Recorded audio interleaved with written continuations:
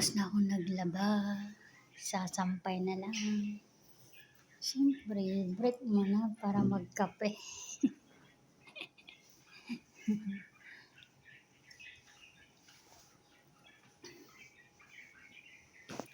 Yun ang ibon namin. Ang ingay.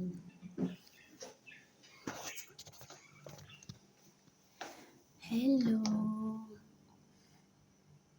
Good morning. Oh, tumahimik kayo. Pag walang tao nakikita, ang ingay. Oh, ang bait walang ingay Tahimik sila pag alam nilang walang tao nagdaan-daan. Ang ingay.